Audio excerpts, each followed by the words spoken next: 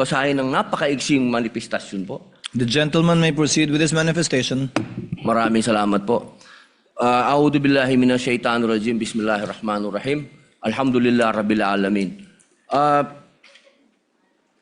Aming mga kasama, ako po'y humihingi ng paumanhin sapagkat dito pong nakaraang linggo, lumabas po sa mga balita na may aligasyon na ako daw po ay hindi sumusunod sa batas.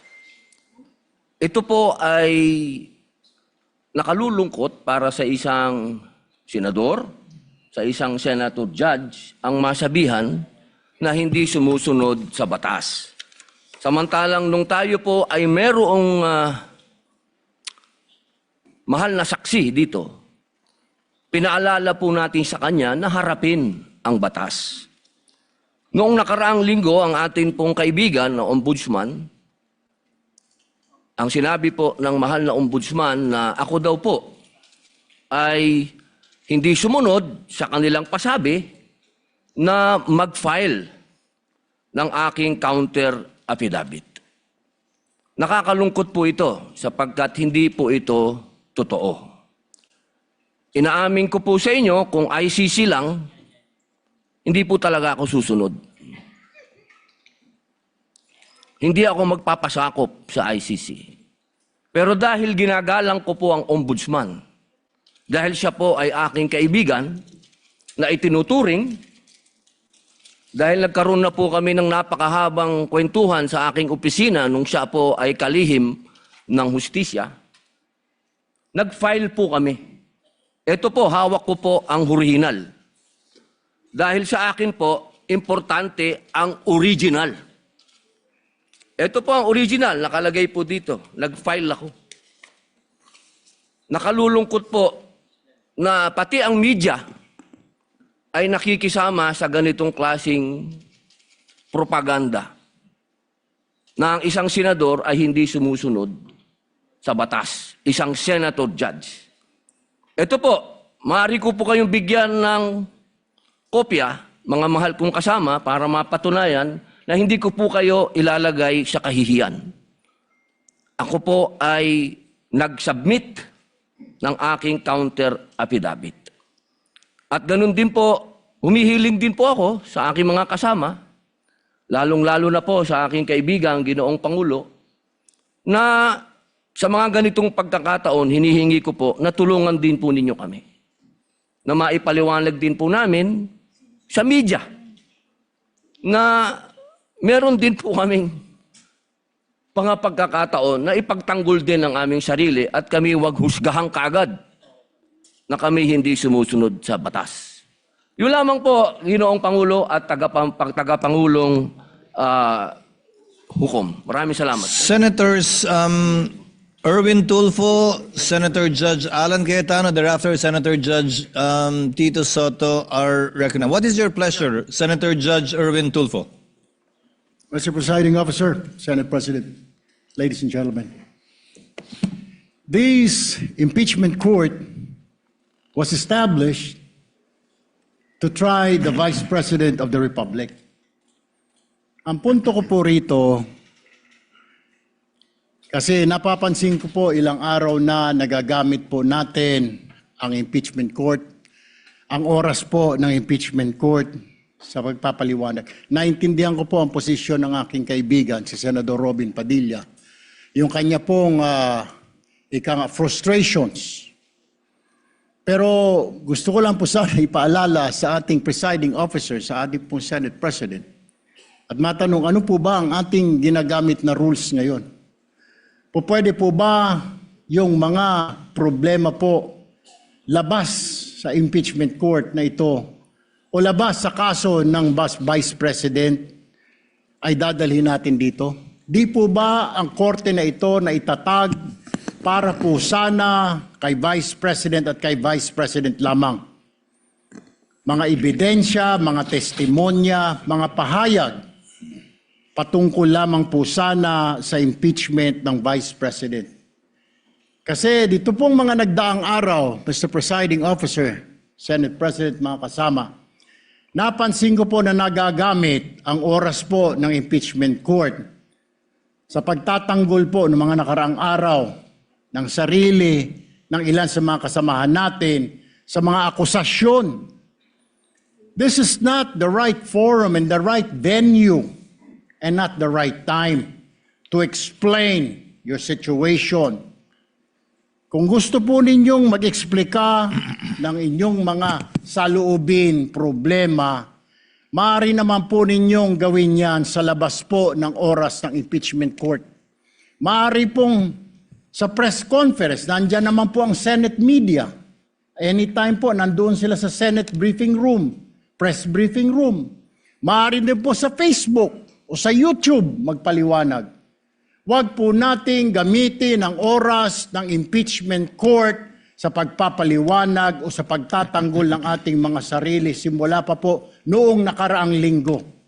Because the time we waste here to defend ourselves, defend what we believe or what have you, is an injustice to the Vice President. Yung oras po na ito dapat ilaan natin sa pakikinig sa depensa ng Vice Presidente, sa mga akusasyon laban sa Vice Presidente, hindi po pagdidepensa sa mga sarili natin kung tayo inaakusahan ng kung anong mga ahensya, kung tayo po ay may mga kaso, may mga investigasyon. This is not the right forum, Mr. Presiding Officer, Mr. President, Senate President. This is not the right place. This court was established, was created, the impeachment court, for the Vice President and Vice President only. This should be her time. This should be her forum, not our forum here, na ilabas natin ang saloobin natin, mga sagot natin sa mga akusasyon, mga kaso laban sa atin. And this is not also the time, Mr. President, Mr. Presiding Officer, na hanapin yung mga kasama nating nawawala, nakakulong, dapat po doon sa Senado natin, sa sesyon natin, and not here in this court, Mr. Presiding Officer, Mr. Senate President. Kaya pakiusap ko lamang po, sana, sa ating mahal na presiding officer and Senate President, let us follow the rules. May rules ho tayo. Kung hindi naman ho patungkol sa Vice President na sasabihin natin, hindi naman po patungkol sa depensa o prosekusyon ng Vice Presidente natin, then wag na ho natin payagan na magsalita pa po dito because nasasayang. Because every minute, every hour that we waste away from the defense or from the prosecution of the case of the Vice President, it is injustice. It is called injustice to the Vice President, to her family, yung anguish, yung kanyang sama ng loob, yung oras na nakabinbin ang kaso na ito. Let us do this impeachment trial as quickly as possible. If we have to clear the Vice President, then let's clear her. If we have to prosecute, then prosecute her with the evidence kung meron. Not waste our time kung ano-ano sinasabi natin dito to protect ourselves, to defend ourselves. This is not the right forum, Mr. Presiding Officer. Kindly wind up, Mr. Senator Senate Judge President. Erwin Tulfo. This is not the right forum for us to defend ourselves. Bring it somewhere else. Bring it to the press. Bring it to the social media, but not here. Thank you, Mr. President. The remarks of the gentleman are noted. Earlier, Senator Judge Allen asked to be recognized. Are you yielding in favor of Senator Judge Padilla? And thereafter, Senator Judge Soto. Thereafter, Senator Judge Thank you, Padilla, Mr. before the Presiding chair Officer. makes a ruling on the matter. Yes, Senator Judge Allen Cayetano is recognized. Thank you. I'm happy. You may proceed, sir. I'm happy I finally heard Senator Judge Erwin Tulfo is concerned about the justice or injustice to Vice President Sara. That's good news. Regarding the waste of time here, sabi ni Senator Joker Arroyo, it is useless to argue a legal point with a non-lawyer. When Senator Marcoleta brought that up here, nagkaroon ng commotion. Senator Miriam stood up here many times and said, kaya ka nga nagpo 4 years na law school at nagbabar So let me give my own interpretation. The impeachment court is formed with lawyers and non-lawyers. And we interact, and it's for everyone, and we're equal. But if there's an engineer here or a doctor, and they talk about medical principles, I have to either study and argue on medical principles. Hindi ko pwedeng sabihin, hindi, ganito lang yan, logic lang yan, etc. Di ba? So, ang legal principle natin today is simple, integrity ng court. So, allow me to mention that to the people and help educate my colleague here. The integrity of the court and the justices or judges is always relevant. So if the Supreme Court or COMELEC, Court of Tax Appeals, Sandigan Bayan is being heard and the judges are being threatened, you give them time. So we cannot take the impeachment out of context. May nangyayaring flood control scandal, may nangyayaring gulo sa Team Unity na hindi na united ngayon. We consider Senator Marcoleta and Senator Jinggoy political prisoners, weaponized yung Blue Ribbon Committee at weaponized yung ano. So Mr. President, hindi tama na sabihin na I wasn't, after we brought up the problem with NBI, they doubled down, naggumawa pa ng task force. I mentioned 2 colleagues sa Salian, I didn't accuse them. Sabi ko lang, just like Vice President Sara, just because tumaas ang Salian, can we already ask for the BIR, for the AMLA and the bank accounts? So sabi ko, yan ang i-discuss namin sa Monday. Nag-react na, nag-accuse. I did not take up your accusations here today. Si Secretary Vince Dizon, 3 beses na nag-verify sa Taguig. Sinabi na 3 beses na walang ghost. Ngayon, i-verify ulit. I wasn't going to bring that up, but then i-question ninyo si Senator Padilla. It was all over the news na hindi niya inintindi or he snubbed the ombudsman. I was going to stand up before Senator Erwin stood up just to say, may registered mail. So nung una pa lang, 5 minutes si Senator Tulfo. So I'll take the 5 minutes also if you don't mind. The gentleman may proceed and Yes. kindly be mindful of the time. Yes, I will now. So I'm just saying, Senator Padilla just stood up to say, sumusunod siya sa batas. Tapos, kaya humaba to dahil nga hindi importante ata dito yung integrity ng judge. Lastly, kaya sinabi kong it's useless to argue a legal point. Ilang beses ko na narinig dito. It's our job to clear or prosecute the Vice President. Hindi po. It's our job to try and to decide. It's the prosecution's job to try to prosecute, and it's the defense job to convince us na wala. Our job is to try and to decide. And when you decide, you acquit or you convict. Why is that important? These are legal terms. Hindi pwedeng yung nanonood na law student ngayon sasabihin, trabaho pala ng judge to clear or to prosecute. Thank you, Mr. Presiding Officer, Mr. Senate President. Thank you, Senator Judge Alan Cayetano. His remarks are noted. Senator Judge Soto, thereafter, Senator Judge Padilla, thereafter, the presiding officer shall make a ruling. You may proceed, sir. You have 2 minutes. Yeah, thank you, Mr. President, the presiding officer. I do not have 4 years of law, but I have 29 years of lawmaking. And I move that the manifestations of that we have heard be referred to the Senate proper. We will act on it at the proper time, Your Honor. Thank you. Your remarks are noted. Senator Judge Padilla is recognized. You may proceed, sir. You have 2 minutes. Maraming salamat po, aming tagapamahalang hukom. Ito pong kasuotan natin sa mga oras na ito, hindi lamang po ito nire-represent ang impeachment ng ating pangalawang Pangulo. Ang nire-represent po nito ay ating karapatan bilang mga Pilipino at unang-una na ang due process. Ito po yun ang ibig sabihin. Kaya ikaw ay pangalawang Pangulo, ikaw ang Pangulo, ikaw ay Senator Judge, ikaw ay magsasaka, ikaw ay mangingisda, kailangan may due process.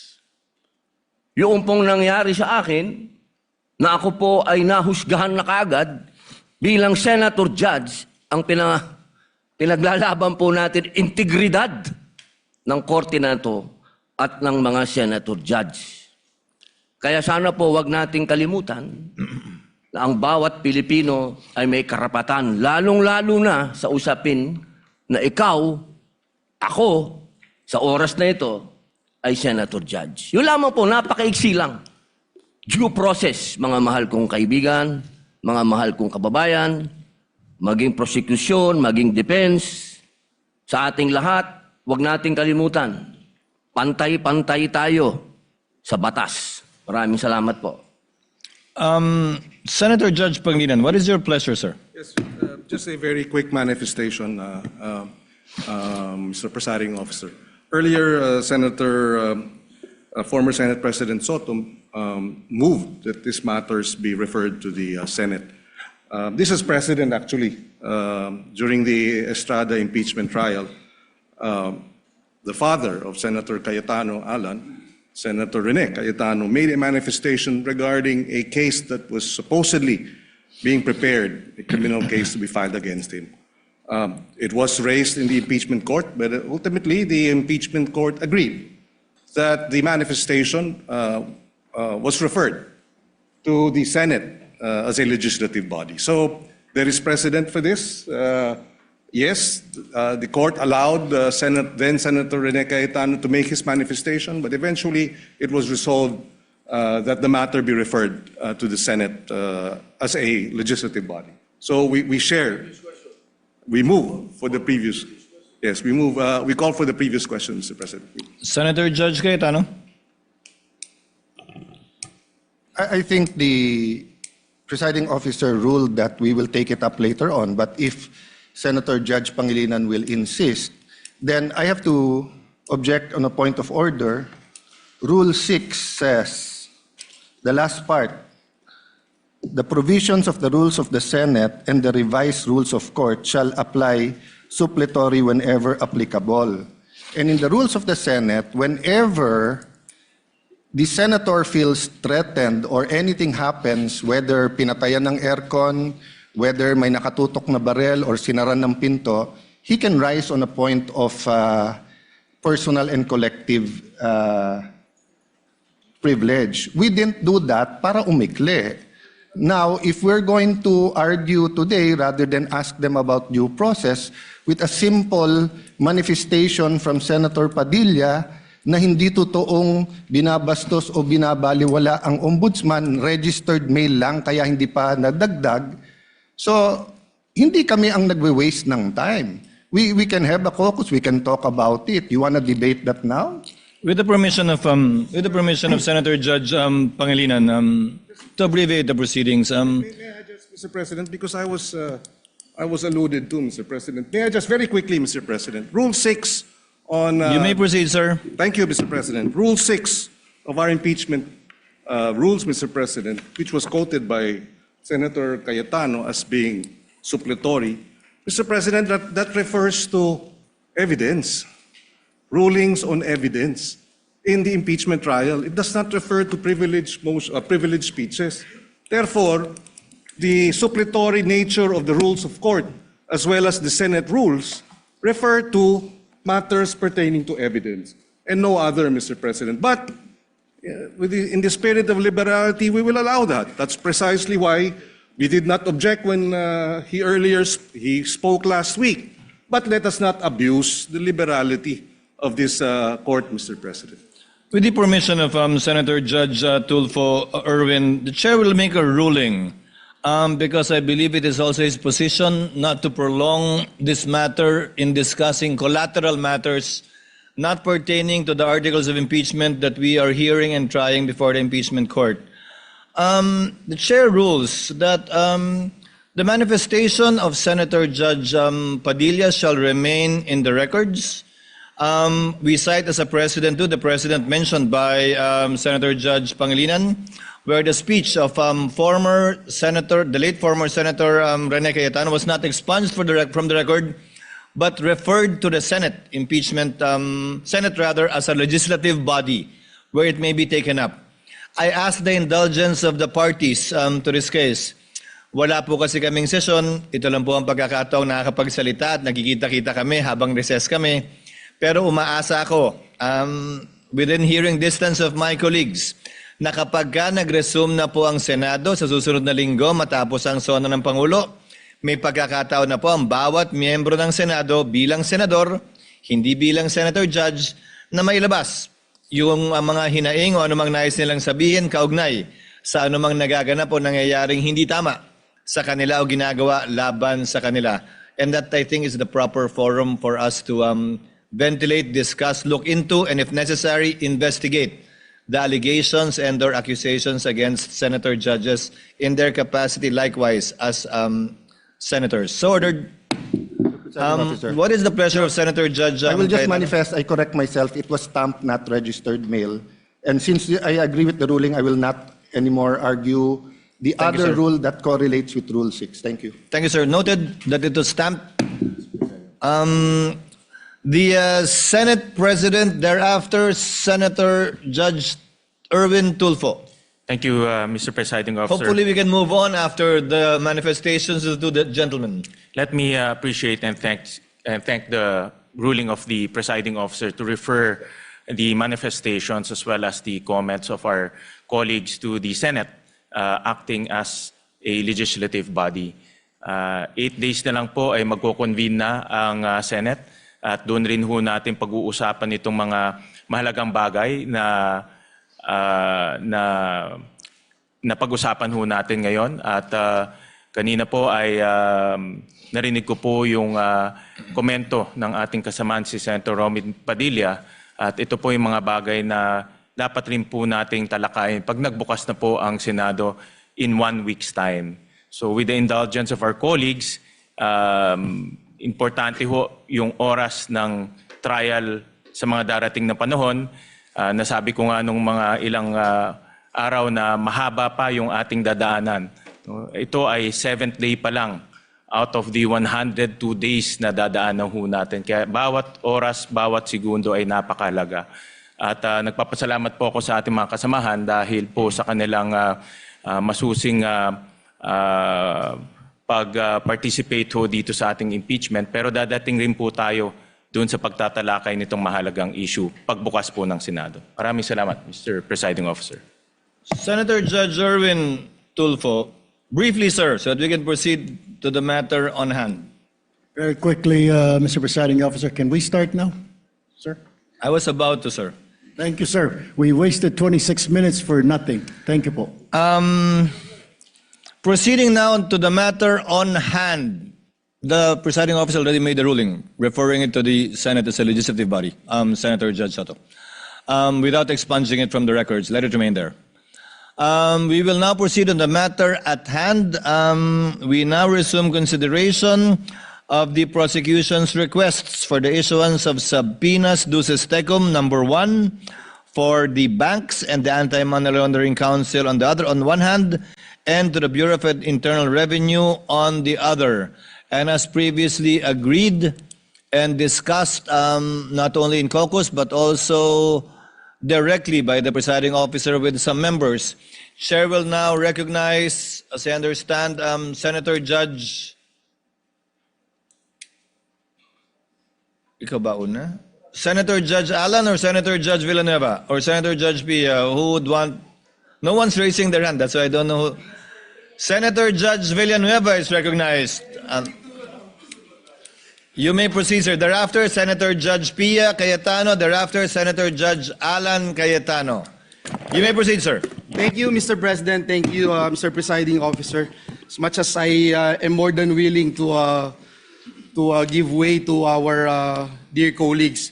But Mr. President, before I make I inquire and pose some questions to the prosecution and the defense, may I also raise something, Mr. Presiding Officer? Gusto ko lang pong malinawan tungkol po dun sa procedural aspect, Ginoong Pangulo, dun sa motion na ito. Kasi sa regular courts, hindi naman po unusual na ang isa pong motion ay i-grant in part at i-deny in part. Na hinihingi po.